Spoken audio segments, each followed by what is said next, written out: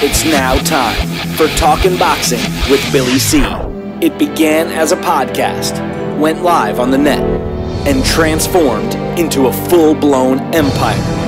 It's the only daily boxing talk show on the planet, hosted by the only guy with the balls to do it. Many have stepped into the ring. Many have tried to take the belt. And one by one, they've fallen. Another victim of the undisputed heavyweight champion of Boxing Talk Radio. Talkin' Boxing with Billy C is on now. My style is impetuous, my defense is impregnable, and I'm just ferocious. I want your heart.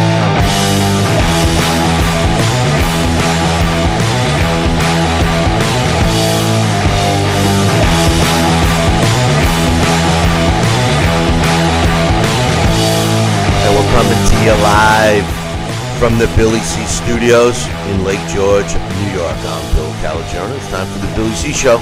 Good morning, good day, good evening. Whenever you're watching, whenever you're listening, I hope you're doing okay. Today's show is being brought to us in part by Sal's Neighborhood Pizzeria and Italian Restaurant located on St. Simon's Island in Georgia. Check out the website, www.salsneighborhoodpizzeria.com, or give my man a call, 912-268-2328, 912-268-2328. Find out why I go to St. Simon's for an authentic Italian meal. Today's show is also being brought to us in part by the Holiday Inn and all of their properties. If you got to travel someplace, make sure you rest your head at a Holiday Inn. My favorites, the Holiday Inn Resorts, and, of course, the Holiday Inn Express. But listen, I'll give you another reason why you should stay at a Holiday Inn property, because I'll get you a discount. That's right. Call our toll-free number, 844-603-0364, 844-603-0364, and get a Billy C discount. Or, if you're like me, you can't remember numbers, don't worry about it. Just remember our website, BillyCBoxing.com,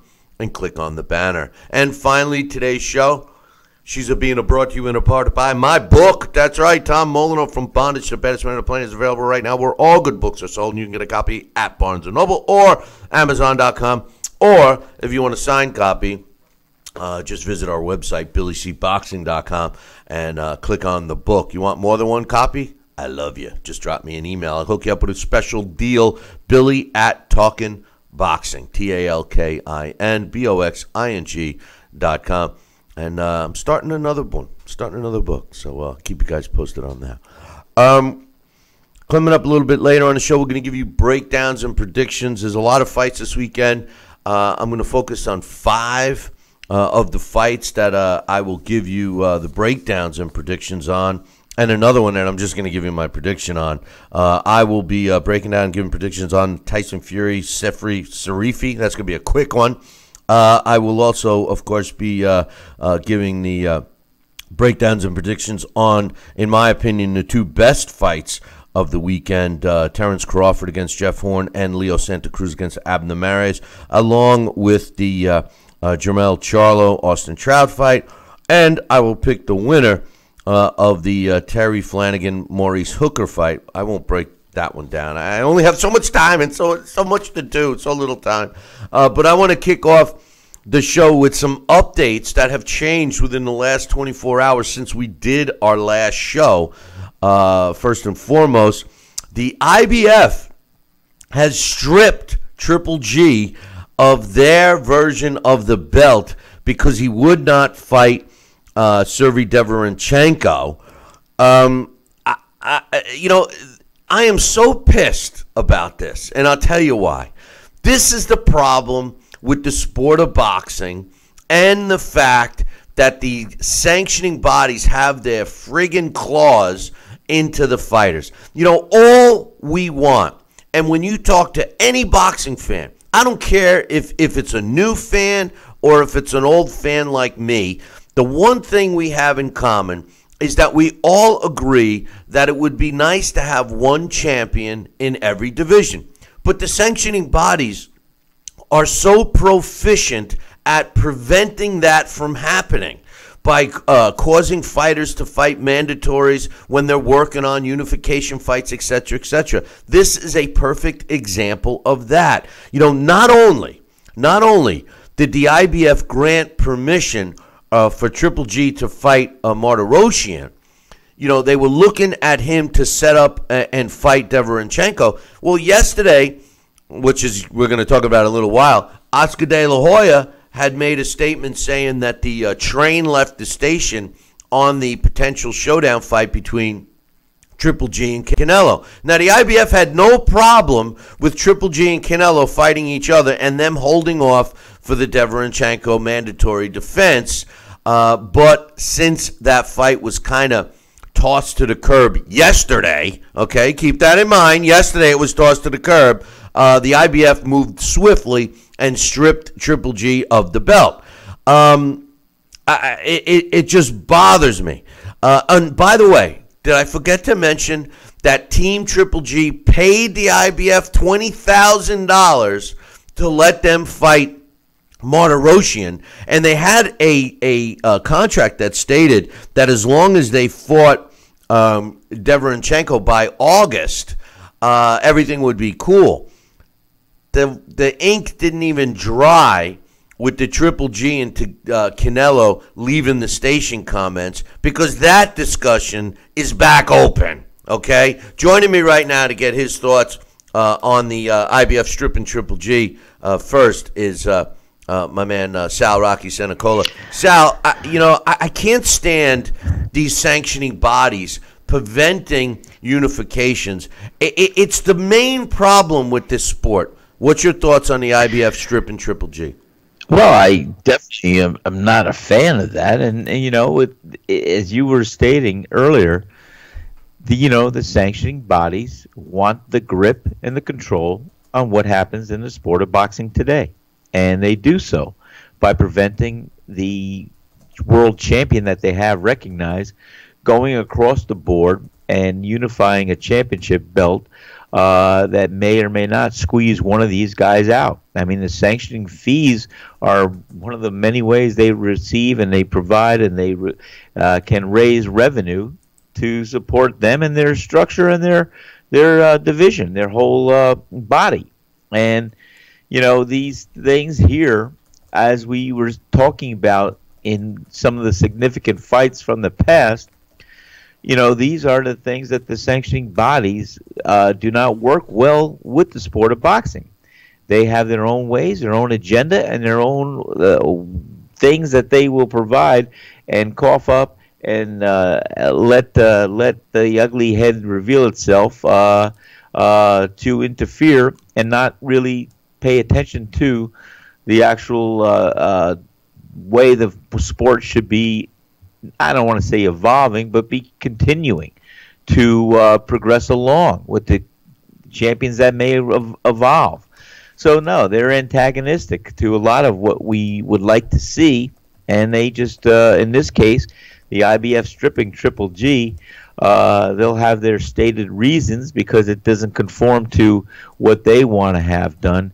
But, when you look at it, and we were saying with some other, like I said, significant fights, are these fighters bigger than the belts? Well, I think so on some levels, especially when the belts try to do things like this, and they're losing credibility. But it's still a pain in the neck, and see how hard you got to work for a belt, and for them to just throw it out the door for you and to take it away and strip you, it's very damaging, I think. It hurts the sport of boxing. It hurts the integrity. It hurts the whole continuity of what makes the worthiness of a champion a world champion.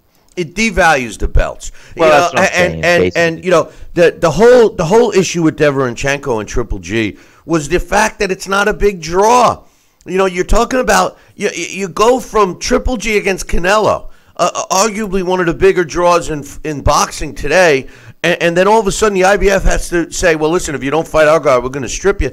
They're the ones. The sanctioning bodies are the ones that are preventing, the world to recognize one fighter as the champion. And this is the problem with the sport. I can't stand the fact that, several fighters can walk around claiming that they're the world champion in any given division. It's terrible. It's hard to be a boxing fan, and this morning is a great example why. How do you follow a sport? It's the only sport that everything, all the things that are included that move it and shape it, cause issues like this, all right? There's so much to talk about today. So many things have changed in the last 24 hours. So let's stay with Triple G for a second, all right? The IBF strips him, all right?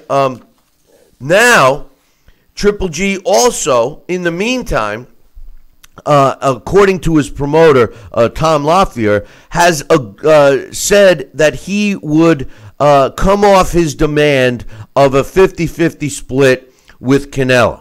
All right? Now, he was demanding 50-50. Yesterday we talked that, Oscar De La Hoya said, forget about it. We're going to move on. We're going to go fight Danny Jacobs, et cetera, right? The first fight between Triple G and Canelo, Triple G got 30%. Canelo got 70%.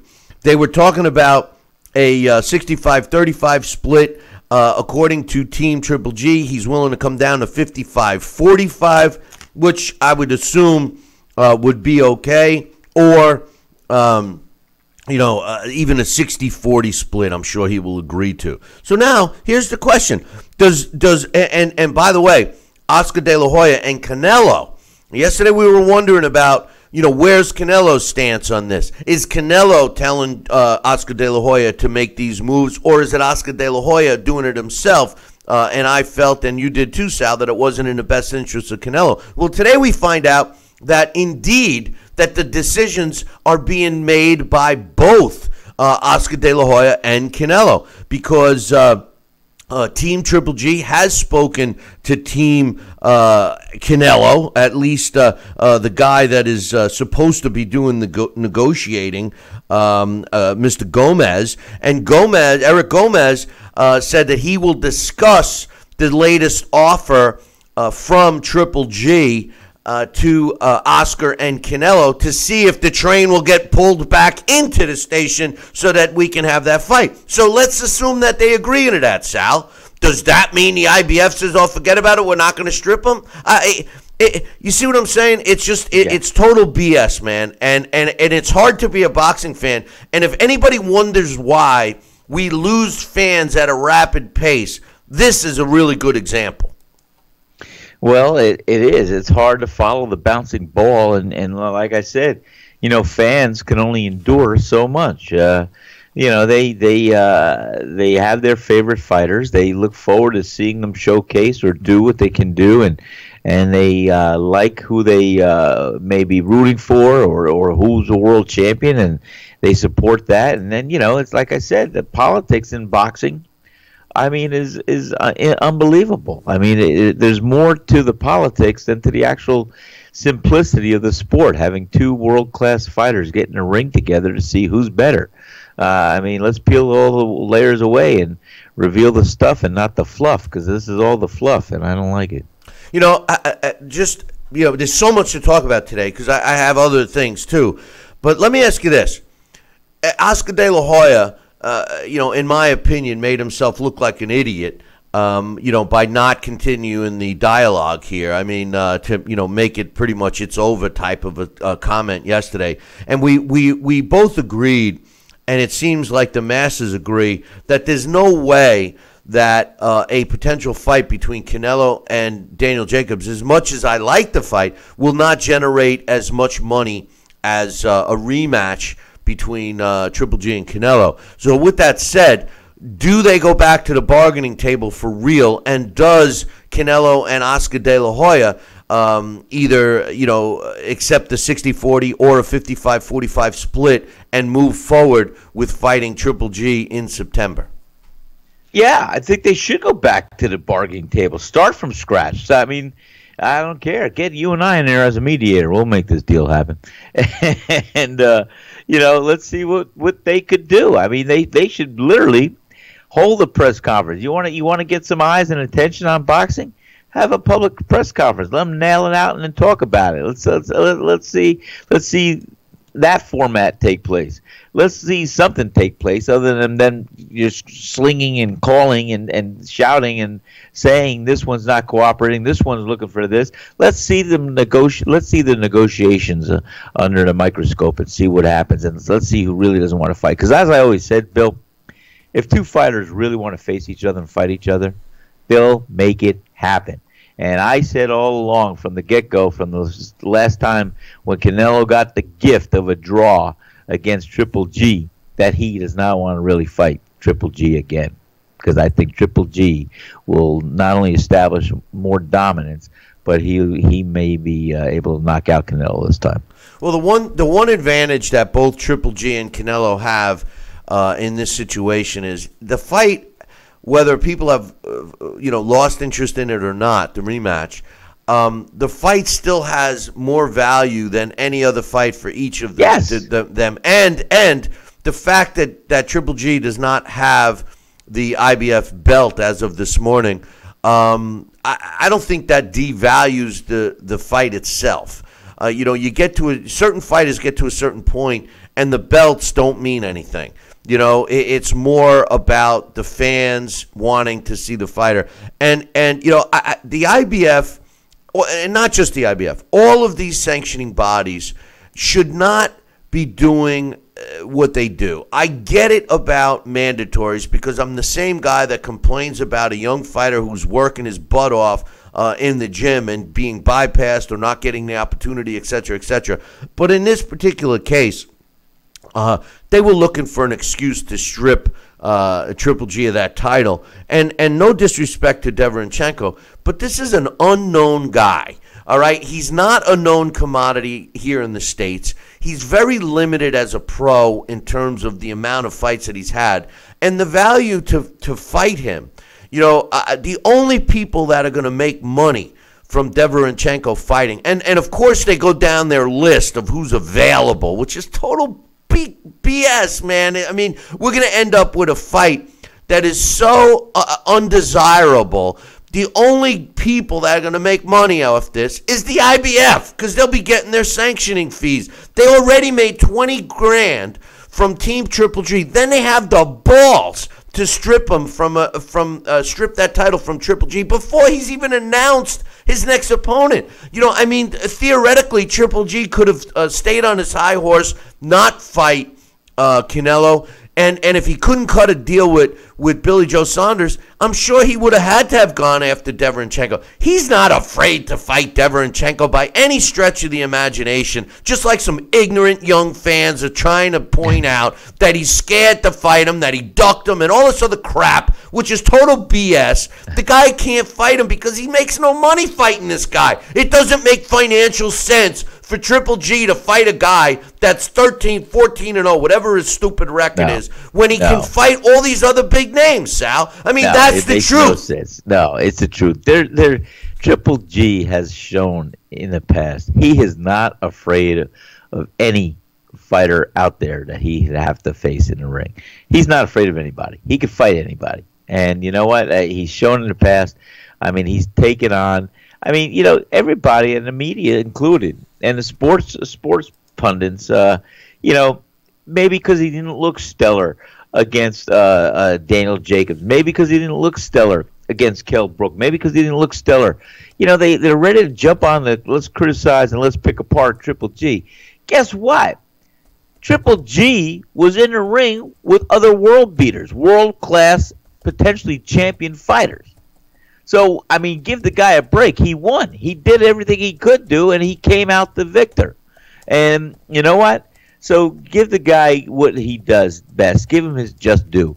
The guy's a warrior. He's a fighter. He's not afraid to fight Deverenchenko or anybody. So, get off that bandwagon, and let's look at the facts, and let's look at the details of what he has done what in his career and what he's trying to do in the twilight of his career. The bottom line is, if you're going to fight for a title, and that sanctioning body, they're going to have their rules. You know that there's going to be mandatories that you got to fight. I get it, okay? And Deverenchenko was a mandatory for the IBF. I get it. But the IBF made the first move in accepting $20,000 for letting, and they didn't put their belt on the line, but they let Triple G fight Martirosyan. Now, Triple G should not be criticized or suffer any consequences for fighting Martirosyan because Canelo tested positive for performance-enhancing drugs. People forget that. And to suggest that he should have slipped the Deverenchenko in there at the last minute, the guy was trying to salvage some money out of the deal to cover his expenses, where he would have made $10 million or more fighting Canelo. And then he fights Martirosyan, who is a tough opponent and a more well-known opponent than Deverenchenko. At least he made a couple of bucks. What could he have made against Deverenchenko? You know, maybe in hindsight, he should have fought Deverenchenko. Maybe just to fulfill that. So maybe the mistake was made there, but it certainly wasn't because they were afraid of Deverenchenko. Who has Deverenchenko fought to suggest that he's even in the same discussion as a Triple G, a Daniel Jacobs, a Canelo Alvarez, or even a Billy Joe Saunders? He's not even in the same discussion. Yet the IBF will crown him a champion because they'll let him fight some bum. And then the IBF is the one that looks like a bunch of a-holes because they're the ones that are parading around a fighter that doesn't deserve to be a world champion. I'm sorry. It doesn't make sense. And it's ridiculous. All right. Now we're back to the possibility of a Triple G versus Canelo fight in September. I still hold strong to my opinion, Sal, that if I'm Triple G, I go after Billy Joe Saunders and end it there. Or tell him to flip off the whole boxing world, and not the fans, but all of the powers that be in boxing, and walk away from the sport now. That would send a bigger message. It is so frustrating. I'll tell you what, we might take all next week off. I can't stand what's going on in this sport right now as of today. Well, I'll tell you, Bill, I hear you. I can empathize with you. I can see and I can detect how upsetting it is to you, and I do agree. I will say, because I can't be a hypocrite, but I will tell you this. There could have been a good case while they were scrambling, looking for Triple G to come up with an opponent for a May 5th fight. They should have maybe considered Deverenchenko for that whole thing. Could have been sold. It could have been good. Hey, let me interrupt you for a second. Yeah. Sorry, my man Dave Ma used to be part of this show and a good friend of mine. He's in the one of the chat rooms now. He's just reminding me that Deverenchenko's last opponent was 23-23. Deverenchenko was 12-0 going into that fight. So please, don't anybody try and tell me that Triple G. Yes, I agree with what I said, Sal. Maybe in hindsight he should have fought him just to, get him out of the way. To get him out of the way. Expose him. Right. It would have exposed the IBF. Well, they're getting this guy. Look at the detail. Look at his resume. Exactly. Let's get this guy out of the way. And let's let the real boxers and the real world, the sanctioning bodies scramble and do and see what they have to do about this. Let him. He should have fought. He should have fought Deverenchenko May 5th for the mandatory. Shut everybody up and let the chips fall where they may, and that would have been good. Because you know what? Martirosyan was a good opponent, but guess what? Deverenchenko would have been a better opponent. I don't know if he would have been a better opponent. No, better to satisfy. Okay, the needs he would have satisfied. He would have satisfied. But we're talking about a guy who the IBF approved a 23-23 fight for Deverenchenko, but yet he's the mandatory. Give me a break. Give me a break. Unbelievable. And speaking of breaks, we're going to take a short one right now. Billy C will be right back.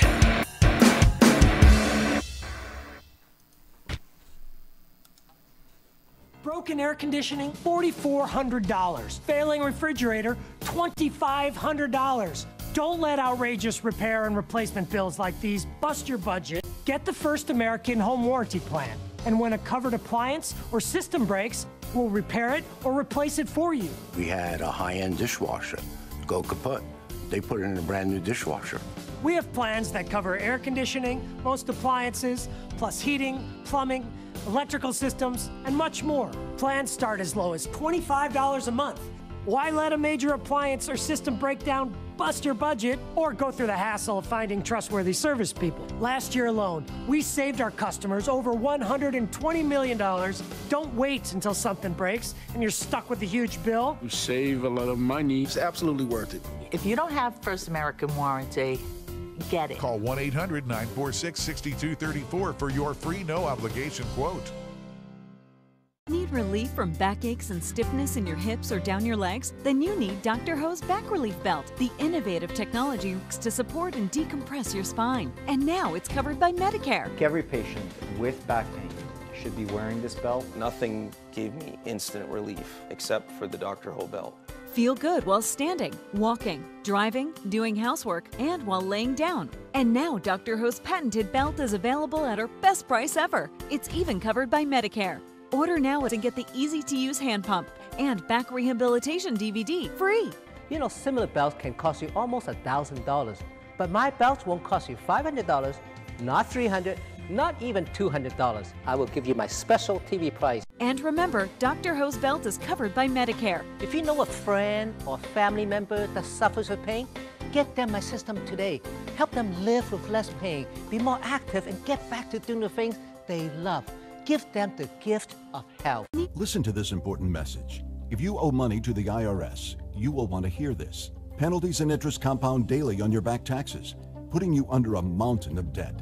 Tax 10,000 has years of experience connecting people with tax resolution specialists. Working through the IRS Fresh Start program, they will handle all the necessary forms, and if you qualify, you may end up saving thousands of dollars. Call Tax 10,000 at 800-773-4604. Are you currently on Medicare? In other words, do you carry the red, white, and blue Medicare card? If so, are you suffering from chronic back pain? If you answered yes, you may be eligible for a pain-relieving back brace covered by Medicare at little to no cost, shipped directly to your home for free. These medical-grade back braces are ideal for lower back pain, arthritis, spinal disorders, and other chronic back problems. Will you qualify for a medical-grade back brace? Call Back Brace America at 1-800-290-8300.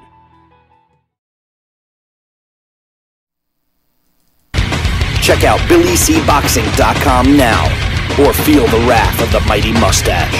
Oh, that hurts! Why are you doing that to my face? I hate you. That's BillyCBoxing.com. Consider this your warning. Now back to Billy C. Interact with the show at BillyCBoxing.com.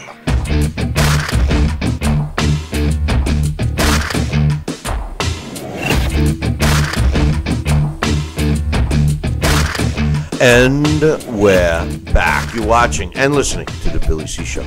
Glad you could be with us today. And yeah, I'm a little jacked up today. And if I'm offending anyone, sorry. Too bad. But in any event, there's more. There's more to today. Yeah, I mean, first and foremost, Oscar De La Hoya. I'm gonna have Jeremy get me his address so I can send him a new pair of fishnets, because maybe that's his issue. He's maybe the pair he's got now are getting a little too tight on him because he's putting on some weight. But in any event, we'll see what happens. Again, I have never. I don't know if I've ever seen a fighter that has gotten so much flack as Triple G. When he was fighting and people were giving him credit, when Floyd was fighting, all the Floyd fans were discrediting Triple G, right? Then Floyd retires, and then the Canelo fans discredit Triple G. Triple G seems to have been a fighter that has been avoided throughout his career as a pro, and yet this is a guy that, give credit where credit's due with Oscar De La Hoya. He seemingly has been successful in turning the villain hat from Canelo to Triple G, which is I don't know how he did it. I mean, maybe Oscar De La Hoya should become a politician, because he successfully has turned it around. And then the IBF, if I'm a fighter, I don't even want to fight for their belts. And no disrespect to Deverenchenko. I know that he's a tough fighter, and I know he had a very extensive amateur career, but let's be real. He's 12 or 13 fights, maybe four. I don't even have his record in front of me. I think he's 13-0 or 14-0, something like that. I mean, come on. But wait, there's more, Sal. There's more. Because you sound like Ron Popeil. Because we all want the other fight, Anthony Joshua against Deontay Wilder. Now, Deontay Wilder, who's been pounding his chest saying he's the best, saying everybody in the heavyweight division is so scared of me. They're all scared of me, you know. And he fought one guy. Yeah, whatever, Sal, whatever. But the point is that, you know, the guy really has one name under his belt. So we all want him to fight Anthony Joshua to prove to everyone once and for all who the best heavyweight on the planet is. Now, the two camps have both admitted that they're negotiating, et cetera, and as time is running out, because Anthony Joshua was in the same situation as Triple G was, he's got a mandatory from the WBA to fight Alexander Povetkin. So all the while we're getting updates. Eddie Hearn says this, Team Wilder says that, blah, blah, blah, blah, blah. Well, it was announced by Team Povetkin that they are indeed very close to announcing a location and a date for Anthony Joshua to fight Alexander Povetkin next, as we anticipated, or at least I anticipated, and that the Deontay Wilder fight will be taking place after that. He said that the negotiations are good, and we're very close to making an announcement as soon as early next week. However, it was also reported for the first time publicly that Team Wilder and Shelly Finkel specifically, who's a respectable guy in the business, of course. If if you're 40 years old or older, you know who the hell Shelly Finkel is. He says that we're real close to having a deal done too, and that the fight would happen in the fall. All right, so I mean, he says that we're already accepted to go to the UK. We're working out some small details, and we're real close to making an announcement for the fight to happen in the fall. So I don't know what's going on. Is Anthony Joshua going to fight Povetkin, then immediately fight Deontay Wilder? Absolutely not. That's not going to happen. Are they going to cut a deal and then go, cut a deal with Wilder in the fall and then take Povetkin? Povetkin is also a guy that has been in discussion saying if they do, and I say they meaning the WBA, lets Anthony Joshua and Deontay Wilder fight because it's a unification, well then Povetkin will be in line to fight the winner no matter who the winner is. What's your thoughts on that, Sal? I'm still following a bouncing ball there, Bill. I'll tell you, it's crazy. It's crazy. What's your thoughts? Well, my thoughts are the same as they've always been. That Anthony Joshua and Deontay Wilder will not fight this year. That they will fight next year. The fight was already. Listen. Boxing. I'm not just somebody. For anybody that doesn't know, I'm not just somebody who's just, this show is an opinion-based show. But I've been involved in the boxing business for almost 37 years. I've promoted fights, I've managed fighters, et cetera, okay? The business of boxing, these guys know what's going on. This isn't, they're playing the fans against each other. They're trying to get hype. The problem I have is if for an example, I'll use Deverenchenko as an example. If Deverenchenko was a fight, that's a guy that you need to marinate and develop some kind of hype over because he's an unknown commodity, okay? But when you're dealing with a guy, with two fighters like Anthony Joshua and Deontay Wilder or Canelo Alvarez and Triple G, the fans already want the fight. They're already drooling over those fights. There's no reason to keep waiting. The risk is too much. Anything can happen in this business in terms of we've said it. Yeah, in terms of injury, in terms of freak things happening, and then all that money gets flushed down the toilet. Make no mistake, it's about the friggin' money. All right, I don't care when people say it's not about the money. As soon as somebody says it's not about the money, Sal, what does it mean? It's about the money. Exactly. As soon as they say it's not about the money, it's about, exactly. As soon as they say it's not about the money, you know damn well it's about the money. All right, and then you take the other scenario that you just said. What happens when somebody says, Sal? What happens when someone says, I don't want to make an excuse? But here comes the excuse. It's the excuse. So I mean, come on. It's the same thing. It's the same thing. It's an excuse disguised as a fugazi. Yeah, I know. I mean, come on. Come on. I mean, why is it the only sport? I've said this time and time again. It's the only sport that allows people that don't know crap about it to be involved. It's the only sport. The one thing I've never done in this sport is I've never been a trainer. And I've never claimed to be a trainer, and I have no business being a trainer. But the sad truth is if I went to a commission and there was a fight card, and I said, here's my money to be the chief second, and I paid for that license for that commission, I would become a chief second for that fight without any experience being a trainer. That should not be allowed, Sal. Well, it does happen on a regular basis, and it for whatever purpose it's allowed. And hey, boxing has, as I said earlier, it has evolved, it's streamlined, but the bottom line is you don't change what it really is. You got two men trying to beat each other in a squared circle, and that's the boilerplate of what the sport is all about. And the seconds and everything else, they're not, no pun, they're secondary. But they're allowed.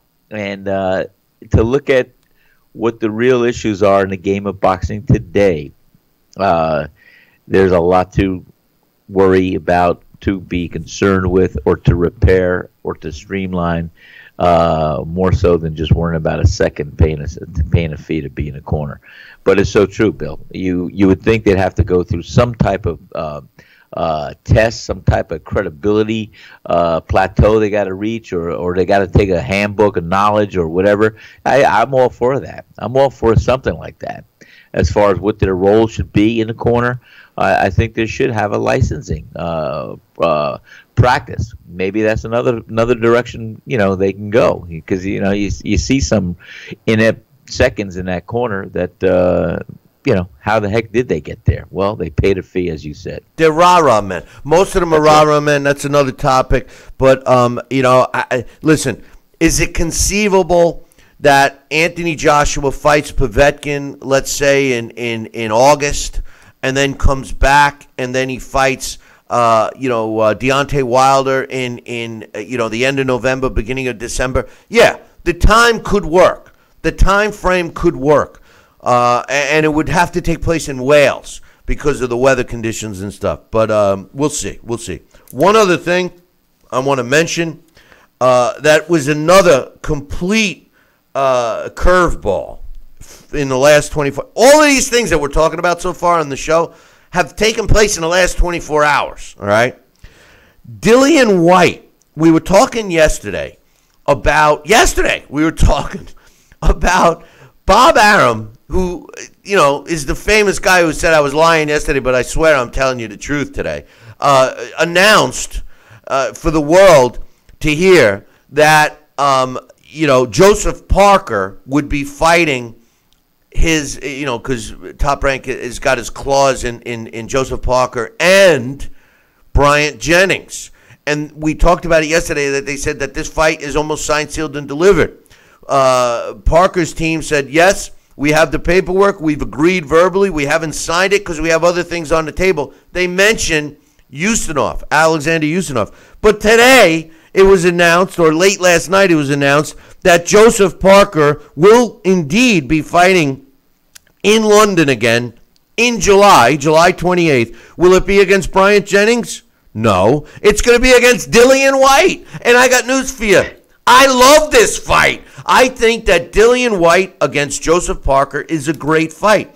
The funny thing is that Dillian White was just in negotiations because he became a mandatory for somebody else. So, the truth of the matter is, at the end of the day, Sal, the fights against, when you put a good fighter against another good fighter, that's the fight people want. The best thing that could happen is that these sanctioning bodies greed themselves out of business. The only people that make a sanctioning body able to survive and give them, breathe life into a sanctioning body are the promoters and the television networks that give value to these sanctioning bodies.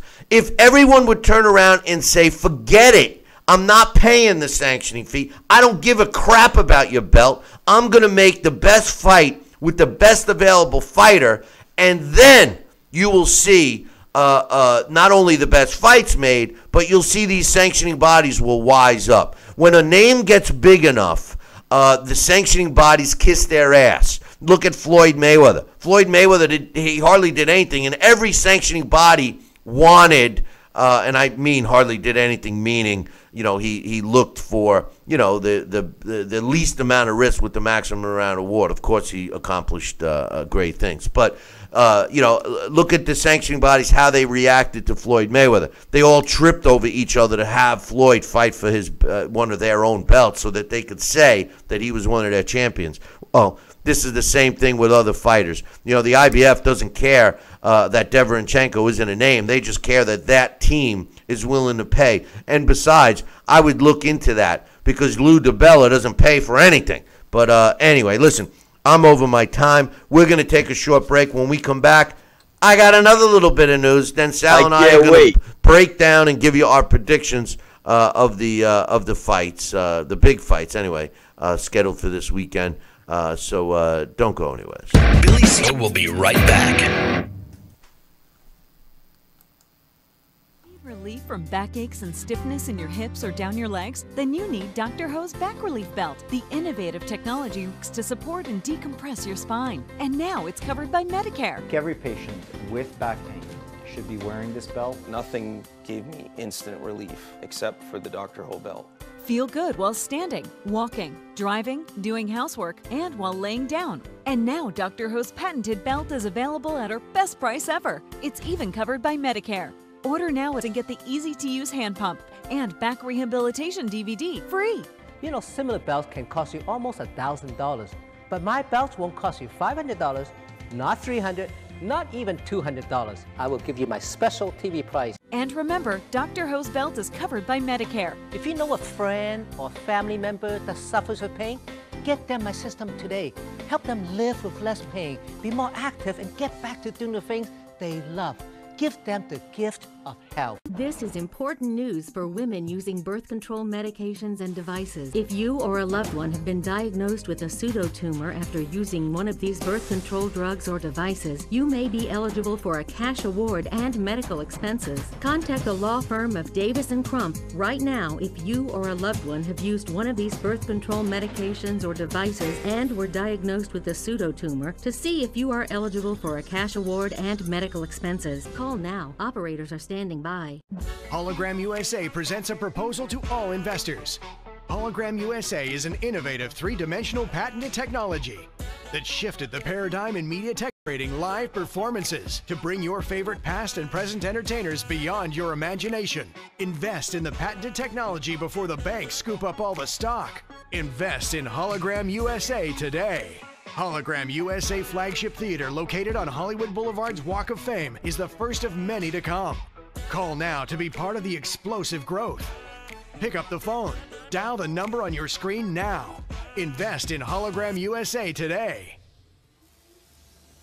Call the number on your screen right now to learn about this investment opportunity. Call 800-624-1673. 800-624-1673. Are you currently on Medicare? In other words, do you carry the red, white, and blue Medicare card? If so, are you suffering from chronic back pain? If you answered yes, you may be eligible for a pain-relieving back brace covered by Medicare at little to no cost, shipped directly to your home for free. These medical-grade back braces are ideal for lower back pain, arthritis, spinal disorders, and other chronic back problems. Will you qualify for a medical-grade back brace? Call Back Brace America at 1-800-290-8300.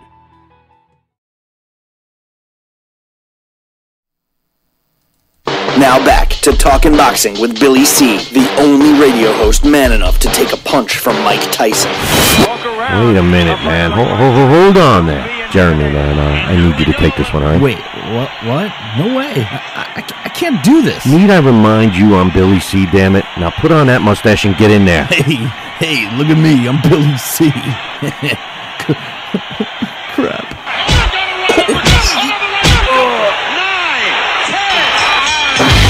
Undisputed heavyweight champion of Boxing Talk Radio. It's Talkin' Boxing with Billy C.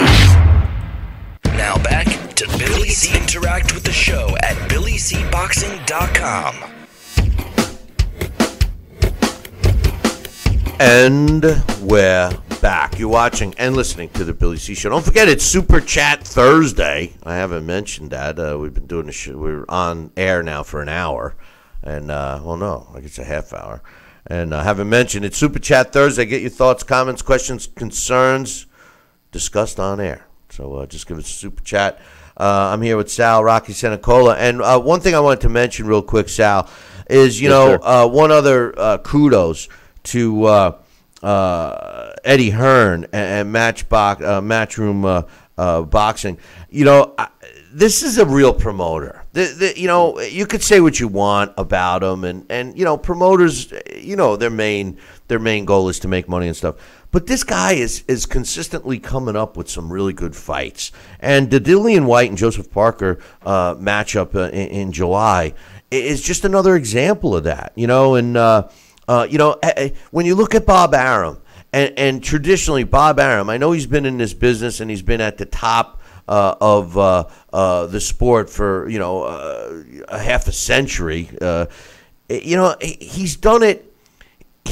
He's done it kind of sneaky. He makes this announcement that Parker is going to be fighting Brian Jennings, and then less than 24 hours later we get the official announcement. I mean, it's definitely official that White and Parker are fighting because they're going to have a press conference today. So it just goes to show you, you can't believe what he says anytime, right? I don't know. I can't follow every bouncing ball. That's for sure. No, hey. But speaking of Bob Arum, how's Bob Arum? Bob Arum says, and Charlie says, no, Bob Arum says, get used to ESPN3. I'm sorry, ESPN Plus. He claims it's the future, blah, blah, blah. Get used to watching fights on ESPN Plus. I am against the ESPN Plus. Let me rephrase it. I'm not against ESPN Plus and the idea behind, giving the consumer a direct link to programming. I've predicted that was the way it's going to be. I said this years ago. You know that. But I don't think that Bob Arum is doing Terence Crawford any justice by putting his fight on ESPN Plus at this beginning stage of the service. All right? I get that they're trying to force people to pay the $4.99 and sign up for this service in order to watch Terence Crawford. But the truth is when they first tried to put Terence Crawford on as a pay-per-view, it didn't work out. Terence Crawford was still being built up, in a sense, from worldwide recognition. He's in a weight class now that has a lot of competition, and there's a lot of potential gain with him. I think that Bob Arum is actually taking a step back in terms of Terence Crawford's value and building up Terence Crawford by putting his title shot fight against Jeff Horn on this network exclusive.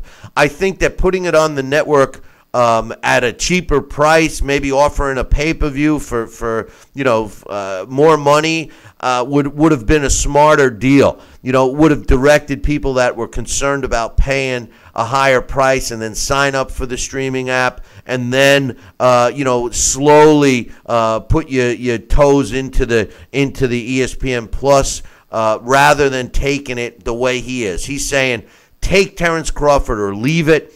And I got to be honest with you, I don't know if I'll be able to watch that fight live. I may have to wait and catch it because I don't want to watch it as a stream. I'm probably going to be watching the other fights. What's your quick thoughts before we break down the fight, Sal? All right, quick thoughts. I'll tell you, it could be quite the opposite of what you're stating. It could be, because I got to look at things from every angle. The uppercut, the overhand right, the left hook, those are all angles. So let's look at it like this. What better way to promote or to, Terence Crawford is a great fighter. His ability, his talents are superior. He's one of the pound-for-pound guys we talk about all the time. He's phenomenal. He's great. His story is even more exciting. How he was basically brought in to be the opponent, and he overcame that, devastating the other opponent, and that's why he's a world champ. That's a great story. But now, let's see this. If you're not a fight fan, if you're just a casual fight fan, you may not know or may not even have heard of Terence Crawford. Well, guess what? We're going to start this new format that is going to be the way of the future, and we're going to have Terence Crawford and Jeff Horn be the pioneers, and we're going to put them out there the first time. Well, now Terence Crawford's name is going to be associated with this streaming, with the ESPN3 and everything else. So it's just another way to look at it, possibly as a marketing ploy, and also giving a venue to try. And you learn from first timers. You learn, you tweak, you grow, you build it up, you build it down. But it's a good pioneer step for a credible world champion fighter, world class fighter, two guys that will be considered world champions and world class fighters, to get in the ring and pioneer and be the first notable fighters to have this service. I think it could be good for a lot of reasons. Hey, Sal, who loves you more than me? Who loves you more than me? Okay. No one loves you more than me, Sal. I love you. True. But what the hell are you talking about? You know, this makes no sense, and I'll tell you why. Okay, first of all, all of the new technology and all of that, I agree with what you said, okay? But my point was this.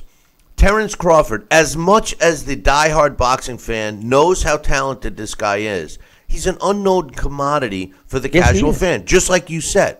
So why would you put him in a showcase of a brand new service when it should be the other way around? They should be getting their feet wet with the new service, with other fights, start to build up the subscription numbers, and then at the same time try and build up the wherewithal, the attention that the fans and even casual fans should have with Terence Crawford. The way to do that is to put him on a platform that's easy for people to get, not something that they have to go out of their way for to get. You know, in this case, you're paying extra. The smartest move for Terence Crawford, if you want to make him a household name, is put him on network television. That's the smartest move. But the greed factor is preventing that. You know, Bob Arum learned that by putting Terence Crawford on a pay-per-view was not financially rewarding. No. So instead of keeping him on, at the very minimum, a major cable network, or even ESPN. I thought doing the ESPN deal was smart, but not the ESPN Plus, the streaming. It's almost like he's keeping his control over Terence Crawford. That he's making Terence Crawford need him, and I disagree. I think that Terence Crawford could arguably be the pound-for-pound top fighter. And on my list, he's number 2. But you know, I love Terence Crawford. And anyway, listen, let's start breaking down these fights, because there's a lot of fights this weekend. I just want to start off. The ones we're going to break down: Tyson Fury against Sefer Sarifi, which is going to take 2 seconds. The fight that's really the title fight on that card is Terry Flanagan against Maurice Hooker. I'm not going to break it down, but I'm going to give you my quick prediction on that. Terry Flanagan is going to win that fight, retain his title. We'll break down the Terence Crawford-Jeff Horn fight, Leo Santa Cruz, Abdamaris, and Jermell Charlo against Austin Trout. So let's start off with the first fight that we'll talk about quickly, is Tyson Fury making his comeback after almost 3 years outside the ring. He steps in the ring with Sefer Sarifi, and Tyson Fury is obviously not ranked because of his long exile, so to speak, or out of the ring. He's got a record of 25-0, 18 of those wins coming by knockout. He's still not 30 years old. He's 29. He will be 30 in August of this year. 6'9", 85-inch reach. His last fight was a unanimous 12-round decision over Vladimir Klitschko back in November of 2015. He's a former world heavyweight champion, the linear champion, etc., etc., etc.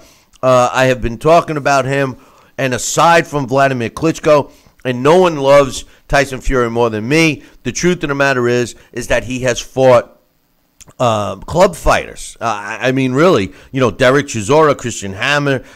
Kevin Johnson was a quality fighter, but Kevin Johnson's goal in this fight was to survive, which he did. I loved the Martin Rogan fight. Rogan was a taxi cab driver, just a tough guy. Nevin Pakic was the Canadian heavyweight champ at the time, club fighter. Tyson Fury, that's what he did. Now he's stepping in the ring against Sefer Sarifi, a guy that is a cruiserweight. I mean, he has fought at heavyweight before. He has an impressive record when you just look at the record. 23 wins, 21 coming by knockout, gives him an 88% knockout ratio. He's only got one loss in which he went the distance. This guy's ranked at number 66 as a cruiserweight. So, I mean, he's not exactly a killer in his own division. He usually weighs between 197 and 200 pounds. His biggest size was when he fought Manuel Char, which, by the way, is the WBA's regular heavyweight champion, which is a joke in itself. And he was 212 pounds, and that's his lone loss. He lost to him. Tyson Fury had the gall to say in a press conference yesterday that he could have picked someone easier than this guy, that this guy is a tough guy, etc., etc. I don't know if you've seen the photos, but he's a foot taller. This fight's not going to go to distance. I'm easily picking Tyson Fury to win this one. Sal, I would be shocked if you went any other direction, but I'll go through the formality. Who do you like in this one, Sal? Well, Jack Dempsey? Right. I think you're right. Jack Dempsey has a good chance of winning in the condition he's in right this second over Sarifi. I think, Tyson Fury's doing what he has to do. And if he wants to be back on a serious note, he's got to start somewhere. And why not start with Sefer and Safiri? And that's the comeback trail. It should not go the distance. And I'll predict that. And I think that Tyson Fury should do what is expected. He should outbox and win this fight against Sefer Fury. And hey, it's interesting. And yes, I will want to watch this fight because I want to see which Tyson Fury shows up. And I think he's worked hard. He's back in shape. But let's see what comes out of his fists and what comes out of his mouth afterwards. Any version of Tyson Fury can show up and win this fight. That's the sad part. The next one we're going to pick is the co-main event on the Showtime card, Jermell Charlo against Austin Trout. Austin Trout is ranked number 15 in the world at middleweight. He was a former world junior middleweight champion, but he had moved up. He's a southpaw at 5'9.5" with a 72-inch reach. He's 32 years old. His record, 31 wins, 17 by knockout, 4 losses in which he was stopped one time, and that was in October of last year when he stepped in with the giant Jarrett Hurd. He's fought 233 rounds as a pro with a 49% knockout ratio. He did get a W in his last fight, which was in February of this year. He won an 8-round decision over Juan the Angel, who was 20 wins, 7 losses, and a draw. But prior to that, in the fight I mentioned against Jarrett Hurd, he looked good in the first half of that fight, but then was physically beaten up in the last half or the last 5 rounds. It was he couldn't come out. Losing that fight on the record in the 10th round. Prior to that, he went 12 with Jermell Charlo, the brother of Jermell, who he's fighting. When you look at Austin Trout, he had been in there with some good fighters. He lost a decision to Ursulani Lara. He lost a decision to Canelo Alvarez. He beat Miguel Cotto. He won his world title against Rigoberto Alvarez back in 2011. He had successful defenses against David Lopez, Frank Laporto, and Delvin Rodriguez.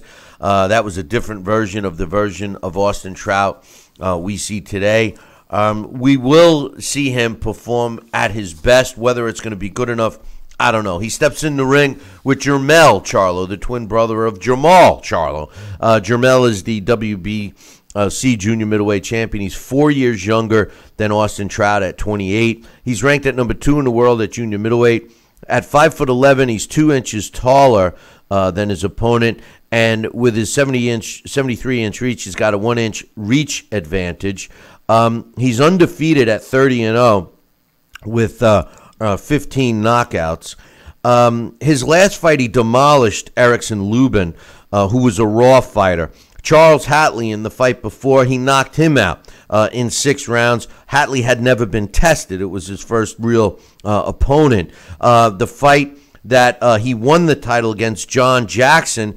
John Jackson went into that fight with a record of 20 wins and 2 losses. His 2 losses were the only fights that John Jackson had against top opposition. He also has a win over Vanis Martirosyan, the tough Gabe Rosado, and Demetrius Hopkins, all impressive wins. But since, including winning the title and defending the title, he's been, I think, overmatched his opponent. With that said, I think Austin Trout is beyond what he used to be, and I'm going to pick Jermell Charlo in this fight, even though I'm not sold on the Charlo brothers. What's your thoughts? Bill, my thoughts are this. Nobody could break down a fight and go into the details with the different variables and different things than you. And I commend you on that. It's great. And, based on what I know and what I listen to from you, I'm a Charlo brothers fan. I like both the Charlo brothers. And I think that Austin Trout, his days of being awesome Trout, probably are a little past, and I think that Jermell Charlo should beat him and will outbox him. And so I choose Jermell Charlo to win this fight. The funny thing is, Sal, it's funny you said that you think he's going to outbox him. I think that Austin Trout's actually going to do very well in the beginning of the fight, just like he did against Jarrett Hurd. Yeah. But he'll put up a fight. It's a good fight. Yeah, I just think he's going to run out of gas. I just think he's been in there with some tough guys. I mentioned those names. But anyway, the fight that could easily become the fight of the weekend in terms of competitiveness is this next one that we're going to talk about, and that, of course, is the main event on the same card, Leo Santa Cruz against Abner Mares. I love both of these fighters, and this was a tough one for me to pick. Abner Mares is currently the WBA featherweight champion. He's ranked at number 4 in the world at featherweight. At 5 foot 4.5 inches, he's 3 inches shorter than Leo Santa Cruz, and he's got a 3-inch shorter arm reach at 66. He's 31 wins, 15 coming by knockouts, and he's got 2 losses in which he was stopped one time, and he was knocked out by Johnny Gonzalez back in 2013. He's got 262 rounds, which is actually 30 rounds more than Leo Santa Cruz. When I take a look at Abner Mares and I go back in time, Yanni Perez is the guy who gave him his draw. That was back in 2010. Yanni Perez and him at that time were on a collision course. It was a very evenly matched fight and ended up as a draw, majority draw. But then the wins he's got. He beat, which was one of my favorite fighters in the bantamweight division, King Kong Egbeko twice, which those were the low blow fights that got the referee banned for a little bit. But he's also got a win over Victor Archinian, Anselmo Marino, Eric Morale. I mean, he's fought some tough guys. Daniel Ponce de Leon, he stopped in 2013. He got that loss against Johnny Gonzalez, but he came back and rattled off 3 wins in a row. Jonathan Oquendo, Jose Ramirez, and Arturo Santos Reyes, all decent opponents. And then he got a shot at Leo Santa Cruz and lost a very close majority decision in 2015. He followed that with 2 wins, a split decision win when he picked up the WBA featherweight title in December of 2016 against Jesus Marcelio Andres Cuellar. And then in his last fight, which was October of last year, He won a technical decision, 10-round technical decision over Andres Gutierrez, and which set up the rematch against Leo Santa Cruz. Now, when I take a look at now Abner Mares, just so you know, he's a come-at-you fighter. And he's a guy that loves to exchange with you, and that's exactly what Leo Santa Cruz loves to do. Leo Santa Cruz, known for his punch output.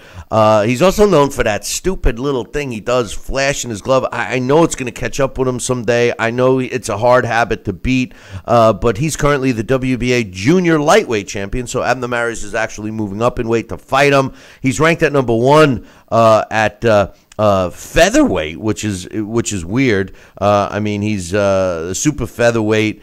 I'm sorry, I'm totally wrong on this. He's the super featherweight title holder. He's ranked number 1 at the featherweight. I keep forgetting that the WBA is so confusing. It's not junior lightweight. He's a featherweight champ, so they are both in the same division. So my bad there. It's a unification fight of sorts, because Abner Mares is the WBA regular featherweight champion and Leo Santa Cruz is the WBA super featherweight champion. So super world featherweight champion. It's confusing, but hey, it's a WBA. 5'7.5", 69-inch reach. His record is 34 wins, 1 loss. His 1 loss was against Carl Frampton that he avenged in January of last year. His last fight was an 8-round stoppage over Chris Avelos. He had a draw in his career, but it was his second professional fight against a 1-1-1 Rodrigo Hernandez. Leo Santa Cruz, I love this guy's story. There's really nothing about Leo Santa Cruz I dislike, except that habit of his of spinning his glove all the time. I think this is going to be a very entertaining fight, and it's really hard for me to pick this one because, Abner Mares seems to be, what do they call it? Revigorated. Yeah, that's the word. But at the end of the day, I'm going with Leo Santa Cruz. How can I go against a guy that gets in behind a mic and apologizes to his fans after he loses? No. After he fails to knock out his opponent. He wins, but he apologizes when he doesn't knock out his opponent. How can you go against a guy like that? Be prepared for a barn burner between Leo Santa Cruz and Abner Mares. I'm going with Leo Santa Cruz. Sal? Wow, I'll tell you what. This is a great fight. I'm looking forward to seeing this fight. As you hinted, they're not going to have to look for each other. They're both move forward. Let's exchange and trade kind of fighters. We'll see who's got the better defense. But I, for a multitude of reasons, will also go and side with Leo Santa Cruz to come out victorious. All right, and for let's see, the last fight we're going to break down and give you our predictions on is kind of the main fight of the weekend, Terence Crawford against Jeff Horn. My big question is, does Jeff Horn actually have a shot at beating Terence Crawford? Terence Crawford was a former unified junior welterweight champion. He was also a former lightweight champion. This is the first time that he's moving up to welterweight and getting an immediate shot at a world title. And that would be Jeff Horn's title. Terence Crawford, ranked at number 1 as a junior welterweight. Finally, we keep a fighter in a division until he actually fights. It bothers the hell out of me when I see a fighter all of a sudden get ranked when he never fought in a division before. So that's why I like to go by the computer rankings. At 5'8", Terence Crawford has actually given up an inch in height. However, he's got a 2-inch reach advantage. His record is a perfect one, 32-0 with 23 knockouts, no draws, 72% knockout ratio. He's only got 168 rounds under his belt. But, the reason why I love Terence Crawford so much isn't only because he's willing to engage, isn't only because he's a smart fighter, isn't only because he's such a great defensive fighter, but this guy's got a mean streak. He goes in there and he tries to take care of business. He'll feel you out for a couple of rounds, and then he puts his foot on the gas. I love him. You got to go back, and you got to remember, back in 2013, and this is true, boys and girls, he's only really been considered a top guy for 5 years, because when he was brought in to fight Breeders' Prescott back in 2013, he was the B-side, and he wins a unanimous decision. Then they put him in with Alejandro Sanabria, who was trying to get back on track, and again, Terence Crawford was the B-side, and again, he wins. He knocks out Sanabria. They also brought him in to fight an undefeated Andrei Kilimov, again as the B-side. And what does Terence Crawford do? Wins a 10-round decision. That sets him up for the final time he was brought in as a B-side, when he was brought in to challenge Ricky Burns for his WBO lightweight title back in March of 2014. What does he do? He beats Ricky Burns in Scotland, and then the powers that be said, whoa, wait a minute, maybe this guy is something special. Do they give him an easy fight after that? Absolutely not. They stick him in with Yuriorkis Gamboa, and he knocks out Gamboa, who was undefeated at the time, who was 23-0, knocks him out in 9 rounds. Then does he get an easy opponent after Gamboa? No. He fights Raimundo Beltran, beats him in 12 rounds. Does he get an easy opponent after Beltran? No. He gets a shot at the junior welterweight title against Thomas Delorme. Thomas Delorme was 22-1. What does he do? Knocks out Delorme. And then people said, whoa, wait a minute. Maybe Terence Crawford really is that good. And all of a sudden we start seeing him fight in his hometown of Omaha, Nebraska. He beat Derry Jean. He beat Henry Lundy. He even beat Victor Postal. He beat John Molina, Felix Diaz, and in his last fight, he's got a hell of a resume. Yeah, when in his last fight he unified the title by blowing out Julius Ndongo. I think that Terence Crawford's record speaks for itself. He steps in the ring and he fights Jeff Horn. Jeff Horn is currently the WBO World Welterweight Champion. The computer has him ranked at number 1 at welterweight, which is pretty surprising considering some of the other welterweights out there, a la Errol Spence. But nonetheless, he's ranked at number 1. He's 30 years old. 5'9", 68-inch reach. He does have one draw on his resume, and that took place early in his career in 2013 against an 11-3 guy. You know, when I look at Jeff Horn, the fight that sticks out really is the Manny Pacquiao fight. He used pressure, and Manny Pacquiao took his foot off the gas and ended up losing his title. That's where Jeff Horn won his title. His last fight was against a guy that had an impressive-looking record but wasn't too impressive himself, and Gary Cochran. He does have a win over Ali Funica, which is an impressive win, and despite being an old guy, he stopped Randall Bailey, and Randall Bailey is known for his punching power. Jeff Horn is a limited fighter. He's a guy that puts on a lot of pressure.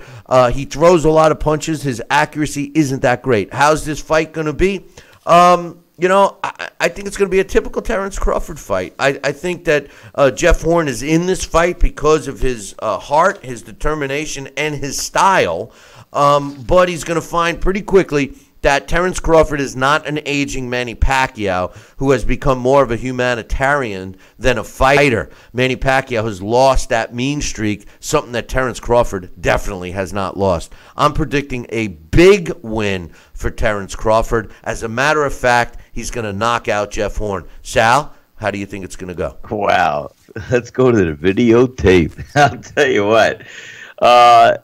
Bill, I love it. I love it. You gave the nuts and bolts of each fighter, and what can you say about Terence Crawford? You can't say much more. The guy has earned his bones. The guy has done well. He is a world-class, world pound-for-pound fighter.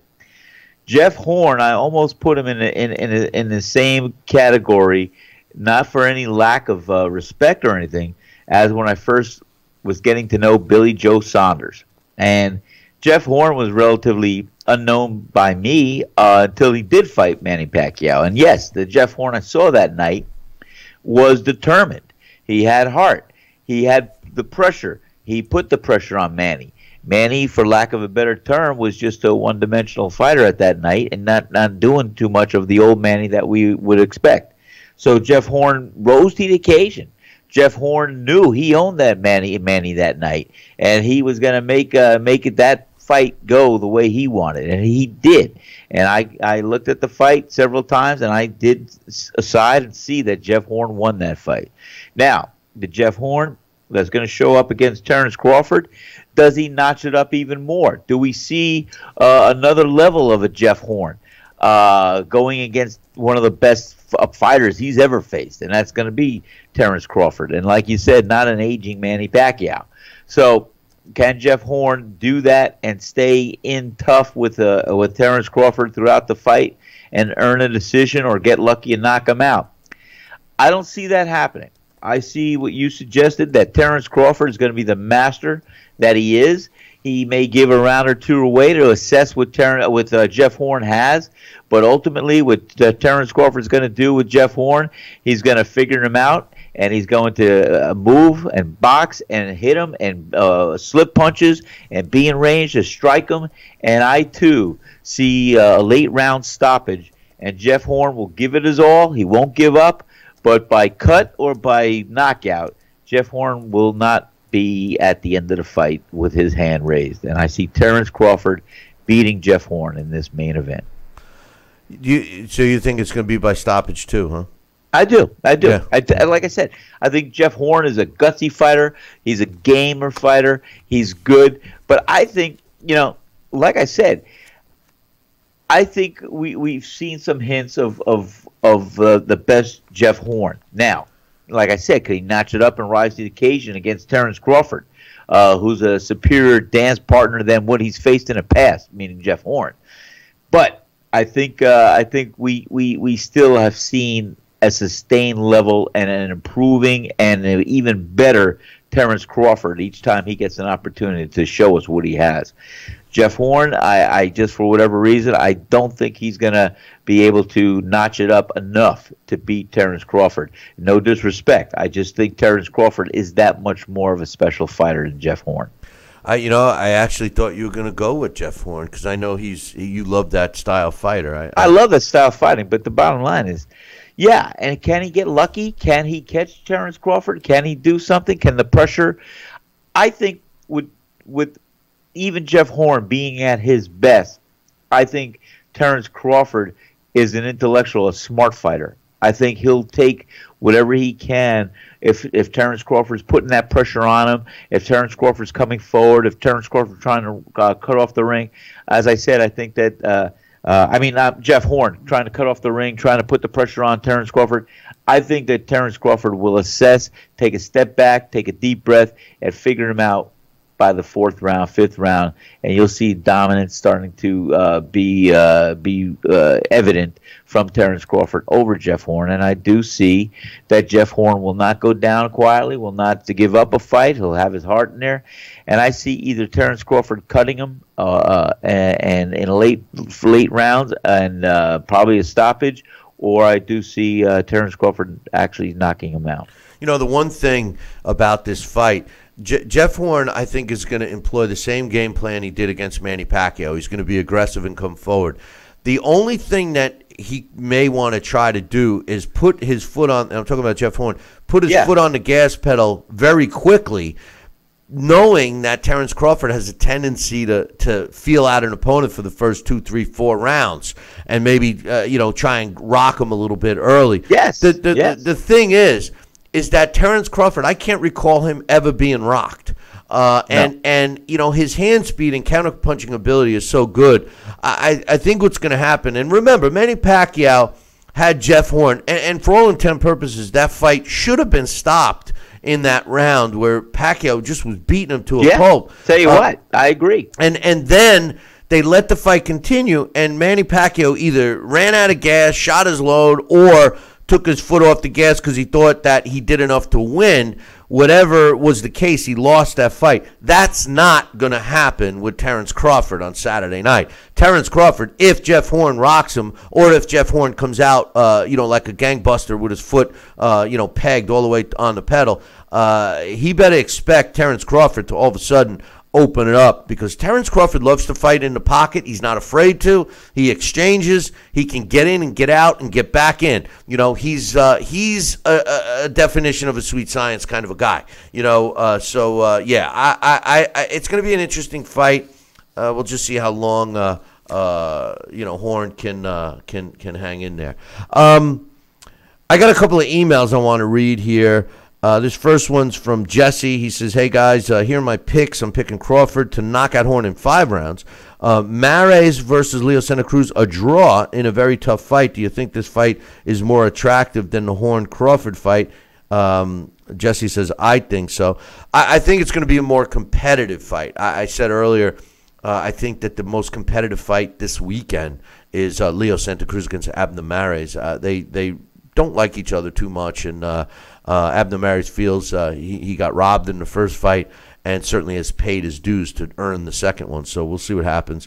He says Antonio Moran stopping Jose Pedraza, Jose Benavidez knocking out Rojas late, Charlo knocking out Trout in 6, Hooker stopping Terry Flanagan late. See, I'm picking Terry Flanagan to win that fight. Diego De La Hoya, which is another fight over Salgado. He says, what's your thoughts on Enrique Collazo? He's got a ways. I don't think he's I don't think we've seen the best of him. Let me just say that. He said Triple G should move on from Canelo and fight other tough opponents and make his history. I think the sport of boxing has not been kind to Triple G, and neither have the fans. I think Triple G should look to either fight Canelo, either take everything out on Canelo and just beat the living crap out of Canelo, or look to fight Billy Joe Saunders and call it a day. Either way, if I'm Triple G and if I'm his manager or advisor, I'm telling him, let's look for one more fight for you, Triple G. Let's get you the biggest money we can. Let's go out with a bang and walk away from boxing Marvin Hagler-esque. That's what I would do if I was Triple G. He says, what's your thoughts on that, Sal? I mean, what's your thoughts with what I think Triple G should do right now that just came out of my mouth that I didn't even think of thanks to Jesse? But what do you think? Well, here you go again. What I think, I'm going to tell you, Bill, you're not going to like it. I think Triple G's got to do whatever he can do to get in a ring with Canelo Alvarez and just beat him up and just knock him out. I think Triple G will personally have that passion to do so for the naysayers of that draw. It's hard to carry around that in a fighter's life, knowing that maybe there was something that didn't go right. And I think that might be one of the demons that could creep up later on. And I don't want him to regret it. I'd rather see, if he only has 1 or 2 fights left, he's got to right the ship. And he's got to get in a ring with Canelo Alvarez, whether we like it or not. And I think he's got to be dominant. He's got to do what he can do, and he's got to knock Canelo Alvarez out. And I think that if he chooses to be his last fight, he can go in a down, riding along in a sunset with his head held high and everything else. Billy Joe Saunders, that's another good opponent and a good fight. But I rather, in my mind, I rather see him get in a ring with Canelo Alvarez and put that exclamation mark behind that KO victory or behind the victory. I can't disagree. Like I was saying, I just think that one more fight, just to, show boxing that he is what he is, and whether it be against Canelo or Billy Joe Saunders, end with an exclamation point, just like you suggest, and then walk away. There's no reason for him to hang on. You see, that's what the naysayers and the anti-Triple G people want. They want him to hang on, and they want him to... Till he gets beat. Right. That's what's going to happen. And then they're going to say, oh, well, he was exposed. I told you so. Yeah, he wasn't that good. He wasn't that good, whatever. But anyway, last thought from Jesse says, Billy, what's your thoughts on Bivol versus Isaac Chilimba? Is this a step back fight for Bivol, much like his fight against Joe Smith Jr.? The problem with Dimitri Bivol is that, again, we're dealing with a guy that, unless you're a diehard boxing fan, you don't know who the hell he is, regardless of how good he is. Honestly, even though he very well may be the best light heavyweight in the sport today, he doesn't have the names on his resume to prove it. Everybody wants to see a showdown with him and Sergey Kovalev. This might be a point where he may get Kovalev next, providing Kovalev wins. Another fight that people wanted to see was Bivol finally beat the crap out of the fraud up there in Canada, Adonis Stevenson or Chickenson, whatever you want to call him. Chickenson will probably pick Kovalev before he picks Bivol. So Bivol has to just be patient. One of those two guys is in Bivol's future, whether it be Kovalev or Chickenson. And then possibly both, fight one, then the other. I think Isaac Chilimba is that normal progression for Bivol. Even though he's a champion of sorts, Isaac Chilimba is a tough opponent, and it does not surprise me that he's taking this fight. Just keep in mind he's the co-main event on the Kovalev card, which very easily could be setting up a matchup with Kovalev in the future. Thanks for the email, Jess. One last email. This one's from my man James, and he says, "Hey Billy C, forgive me if you guys have already covered this, but now that Triple G versus Canelo is defunct, which it may not be, based on today's show. Which Sal said yesterday, by the way. He said, what should Triple G's next move be? I think he should remove Canelo from his proverbial Rolodex and set his sights on Deverenchenko. For that matter, another fight with Jacobs would be a barn burner. As far as I'm concerned, Canelo is irrelevant. What do you think? Deverenchenko, like Sal and I said, he probably should have went with Deverenchenko rather than Martirosyan. I think it would have resolved a lot of issues, even though it seems to me that the IBF took their 20 grand and still screwed Triple G. It's really making me lose interest in the sport. I got to be honest with you people. As far as Canelo, what bothers me about Canelo, not only because I was such a big fan, but what bothers me about Canelo is that he's somehow not being held accountable for cheating, and his arrogance and the fact that he is still blaming it on the tainted beef, whether it's true or not. You got to be accountable. He was the one that ate the tainted beef. He was the one that tested positive not once but twice. I mean, this is a guy that should have stood up, said I was wrong. I got handed. First of all, he got handed a cheesy little slap on the wrist, but he should have went up the way he could have, approached this to say, listen, it wasn't, even though I don't agree with not, make an excuse. He could have said, listen, I ate tainted beef. It was my fault. I ate it. I shouldn't have ate it. I didn't know it, but I ate it. I'll serve my sentence, and I'll come back and prove that I'm a clean fighter. That's all he had to say. That's all he had to do. And it's not that hard. We're a forgiving people. The problem is he didn't. And then not only that, but, he gets some corrective surgery, takes a little vacation. I mean, this guy's enjoying this. And he becomes the victim all of a sudden. And Triple G gets stripped. He gets dragged through the mire. He has to accept less money. All these things. And I just don't understand where the justification is. It's the only sport that you can screw up and pull all kinds of shenanigans and come out looking like the good guy. It boggles my mind. Like I said just a few moments ago, James, if I were Triple G, I would do one of two things right now.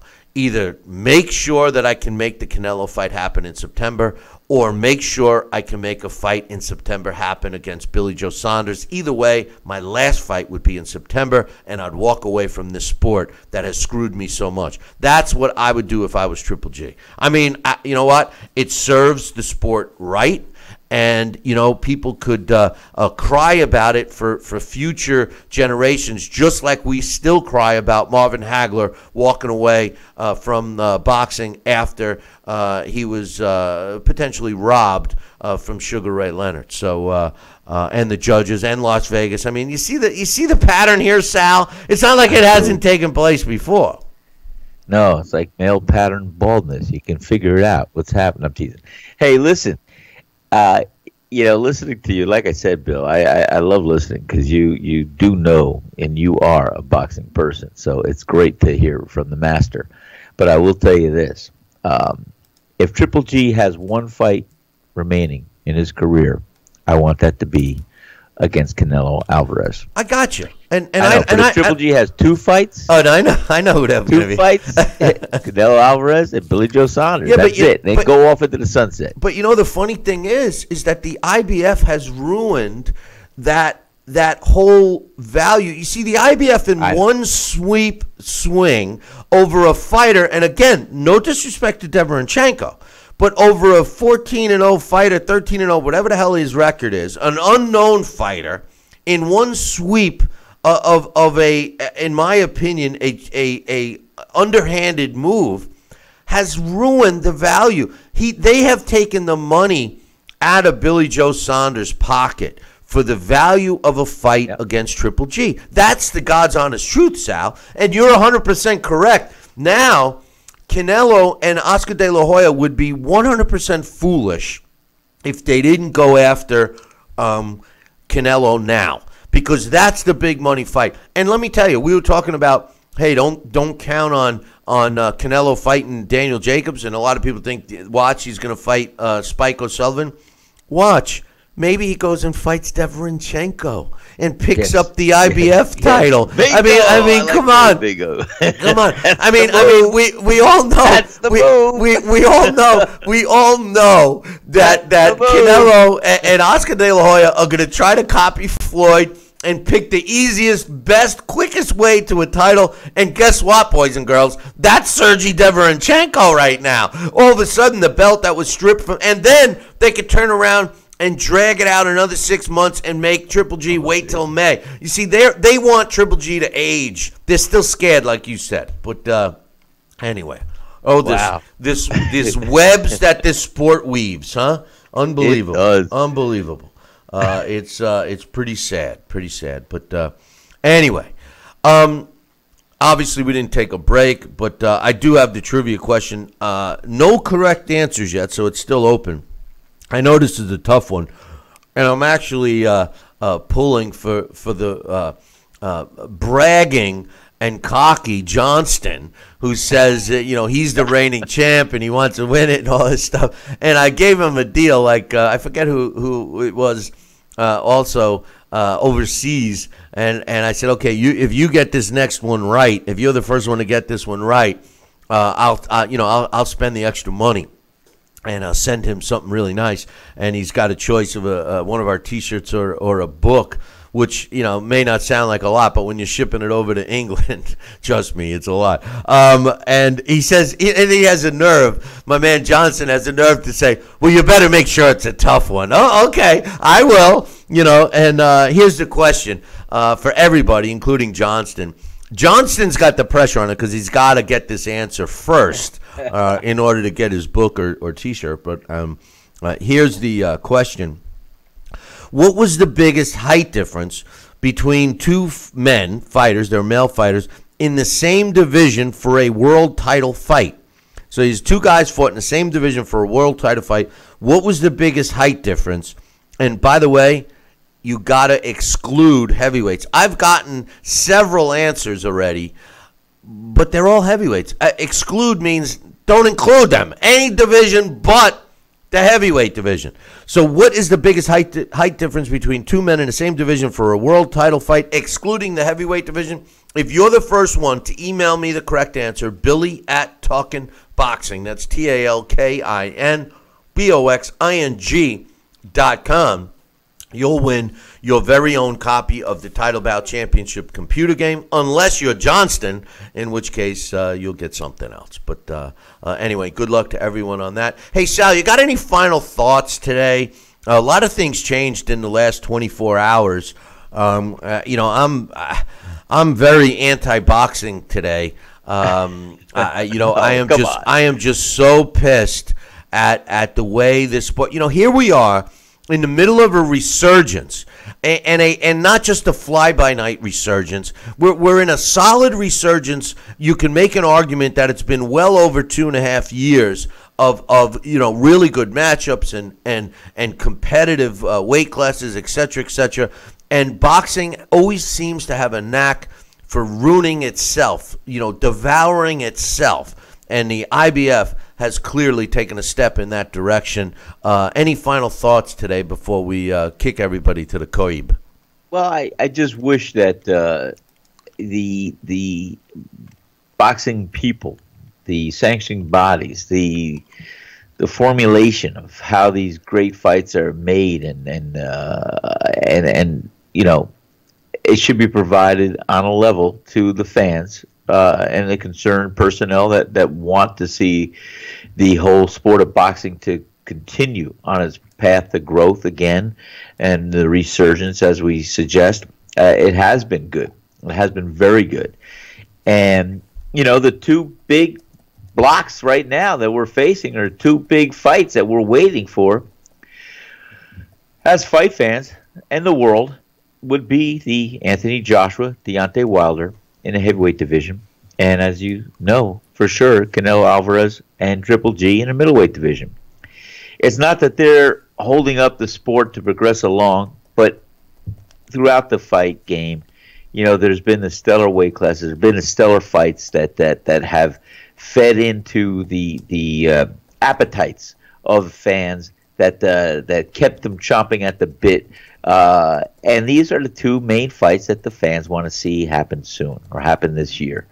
And I think that for whatever powers that may be that will be preventing these fights from happening, it's going to hurt where the boxing world has gained or where the boxing sport has positioned and has leverage and has been on the right track. It'll be a big stumbling block. But instead of taking 3 steps forward and 1 step back, you know, it's going to be taking the 2 steps forward and 1 step back. So I hope that the people that have the say and have the wherewithal can look past and see what's good for the sport of boxing and let it all pan out, and let's give the fight fans and the game of sport and the sanctity of boxing what it deserves, and that's the best fighting the best and the world champions to be met up with the #1 contenders. And let's hope that happens this year to continue on its path. Listen, boys and girls, enjoy all the fights, whichever ones you choose to watch this weekend, and do me a favor. I will tell you this. We'll definitely be doing a show on Monday at least. So make sure you tune in Monday morning. Same bat time, same bat channel. Until then, I'll leave you with this. Ciao, baby.